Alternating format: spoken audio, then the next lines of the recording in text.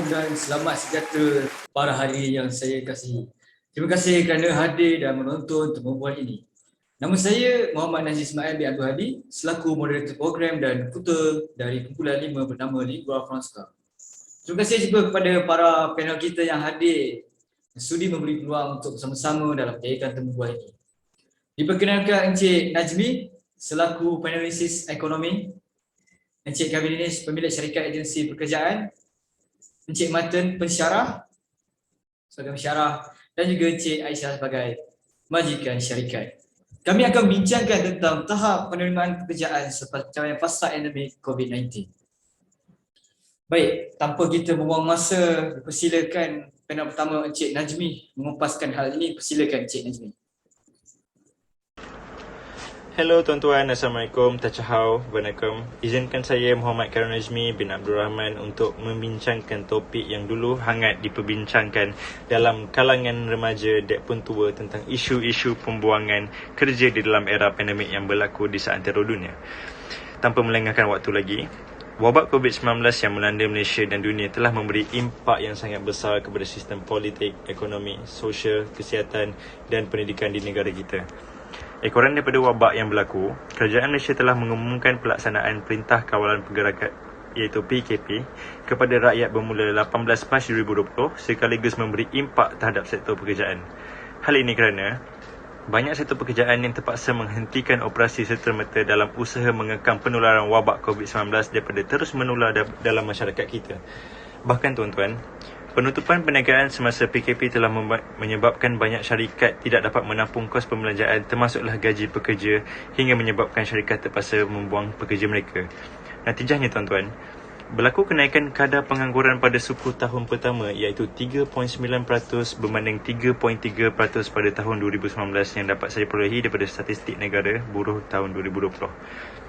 Kajian ini menggunakan metod kajian perpustakaan dengan meninjau sorotan literatur bagi mengenal pasti impak COVID-19 terhadap tenaga kerja, modal dan faktor yang mempengaruhi kebolehdapatan pekerjaan semasa wabak COVID-19 dalam mengatasi masalah pengangguran ini.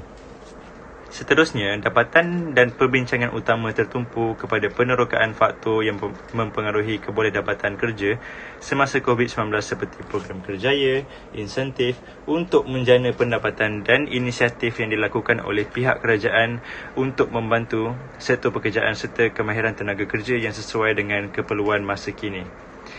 Okey, sekian. Terima kasih daripada saya. Terima kasih kupasan yang bermutu dari Encik Najmi. Baiklah, dipersilakan Encik Kabinis. Silakan Encik Kabinis. Terima kasih kepada Encik Najib atas soalan yang diajukan. Tersi menunjukkan bahawa tenaga buruh Malaysia pulih secara berangsur-angsur pada 2021 dengan kedudukan lebih baik dijaga pada tahun ini. Demikian menurut Jabatan Perangkat Malaysia. Ketua Perangkawan Datuk Seri Muhammad Uzair berkata jangkaan itu bersandarkan kepada pendekatan yang lebih bersasar diambil untuk menguruskan situasi kesihatan awam terutama pada separuh kedua 2021 berbanding sekatan menyeluruh yang dilaksanakan pada tahun sebelumnya. Katanya, pasaran buruh negara sedang menuju ke arah pemulihan dengan peningkatan yang berterusan sejak Januari 2022. Situasi ini disebabkan oleh pelonggaran sekatan sosio-ekonomi berikutan negara telah beralih ke fasa 4 pemulihan negara. Fasa peralihan ke endemik yang berkuasa mulai 1 April 2022 telah membuka lebih banyak peluang di mana perniagaan dibenarkan beroperasi seperti mana pada waktu sebelum pandemik manakala sepadan antarabangsa kembali dibuka.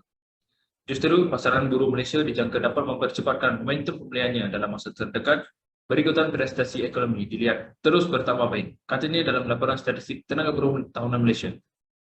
Mengulas lebih lanjut mengenai pencapaian tahun lalu, Muhammad Uzair berkata, tenaga buruh Malaysia yang terdiri daripada penduduk bekerja dan peganggu meningkat sebanyak 0.8% iaitu 129,000 orang kepada 15.8 juta orang. Katanya, perkembangan positif itu disebabkan peningkatan dalam bilangan penduduk bekerja dan penganggur pada tahun dikaji.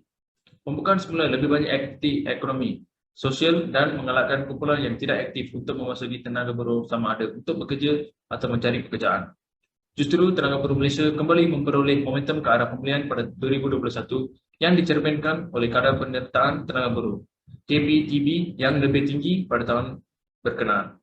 Beliau menjelaskan jumlah pendudukan bekerja merekodkan 15.1 juta orang pada 2021 meningkat sebanyak 0.7%, yaitu 107,000 orang berbanding tahun sebelumnya.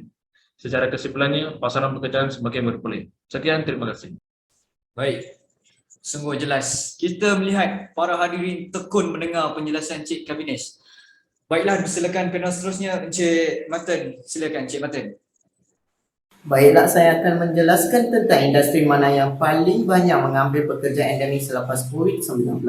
Terdapat 5 industri utama, iaitu industri teknologi maklumat, makanan dan minuman, sains dan teknologi serta sektor kerajaan antara merupakan 5 pekerjaan mendapat permintaan tertinggi direkodkan ketika Perintah Kawalan Pergerakan PKP dilaksanakan. Baru-baru ini, agensi mencari kerja Jobstreet.com mendedahkan 5 sektor itu masih aktif mengambil pekerjaan sepanjang tempoh PKP. Berdasarkan kajian dijalankan, Jobstreet mendapati wujud peningkatan permohonan kerja berbanding tahun sebelumnya bagi 5 sektor utama itu. Teknologi maklumat meningkat 129%, makanan dan minuman 112%, sains dan teknologi pula bertambahan 65%, kerajaan 51% serta kesihatan dan keselamatan 43%, kata agensi itu dalam kenyataannya kepada Harian Metro. Jobstreet memaklumkan lebih 74 juta carian pekerjaan di Google direkodkan pada Mac lalu di Malaysia. Ini menunjukkan tambahan 13% sebelum menurunnya daripada 5,000 pencari kerja. Lebih 50% masih aktif mencari dan memohon pekerjaan sehingga hari. Selain itu, ketika negara berdepan fasa pemulihan akibat COVID-19, 37% majikan menunjukkan mereka bakal mengambil pekerjaan baru dalam tempoh 6 bulan akan datang. Sementara itu, Ketua Pegawai Pemasarannya, Ramesh Rajendran berkata melalui pergerakan terhadap PKP disebabkan penularan COVID-19, Jobstreet.com menawarkan pengambilan pekerja secara maya. Beliau berkata, ia kaedah terkini dan terbaik untuk memastikan proses pengambilan pekerja berjalan sambil melindungi syarikat pencari kerja dan calon. Sebagai rakan kongsi mantap kepada majikan dan pencari kerja, Jobstreet.com melancarkan kempen Together Ahead yang dilaksanakan khas untuk menawarkan pekerjaan kepada mereka di waktu genting ini. Melalui inisiatif ini, kami berusaha menghubungkan majikan dan calon yang mencari serta menawarkan peluang pekerjaan di Jobstreet. Fakta dan data yang padat jitu dari Encik Martin. Baik, kita teruskan kepada Encik Aisyah sebagai panel kita terakhir untuk memberi kepasan. Silakan Encik Aisyah. Terima kasih kepada Tuan Moderator. Seterusnya saya akan meneruskan mengenai isu pengangguran dan cara kerajaan mengambil inisiatif untuk mengekalkan kestabilan ekonomi pada masa yang akan datang. Rentetan dari isu tersebut, kerajaan telah menjalankan beberapa inisiatif untuk mengurangkan dasar pengangguran dan mengekalkan kestabilan ekonomi pada masa akan datang. Inisiatif yang diambil oleh pihak kerajaan ini sudah terdapat dalam strategi rancangan pembangunan ekonomi negara. Selepas dilanda wabak pandemik COVID-19, negara kita menunjukkan kadar pengangguran melonjak kepada 5.0%, yang mana meningkat 48.8% berbanding tahun sebelumnya. Ia berikutan penutupan operasi bagi sebahagian besar perniagaan semasa PKP yang dilanjutkan sehingga April 2020 telah memberi kesan kepada kehilangan pekerjaan dan menyebabkan pencari kerja merasakan sukar untuk mendapatkan pekerjaan. Antara sektor yang paling terjejas adalah di sektor pembuatan dan perkhidmatan, iaitu penginapan dan makanan, serta minuman, kesenian, hiburan dan rekreasi, serta perkhidmatan lain seperti pusat kecantikan dan salon. Bagaimanapun, isu pengangguran semakin parah apabila segelintir majikan bertindak untuk memberhentikan pekerja mereka dengan alasan untuk meneruskan kelangsungan perniagaan, iaitu business survival. Selepas beberapa isu yang timbul mengenai kes pengangguran dan kestabilan ekonomi sepanjang pandemik ini, negara kita sedang melalui fasa yang agak mencabar untuk memulihkan kembali keadaan ekonomi negara, iaitu melalui fasa pemulihan wabak COVID-19 dalam semua sektor dan aspek. Oleh kerana banyak sektor ekonomi yang terjejas semasa pandemik, pihak kerajaan telah membuat inisiatif untuk membantu memberikan insentif kepada majikan yang mengekalkan tenaga kerja mereka. Inisiatif ini merangkumi program latihan dan penempatan serta pelaksanaan kursus jangka pendek di institusi terpilih.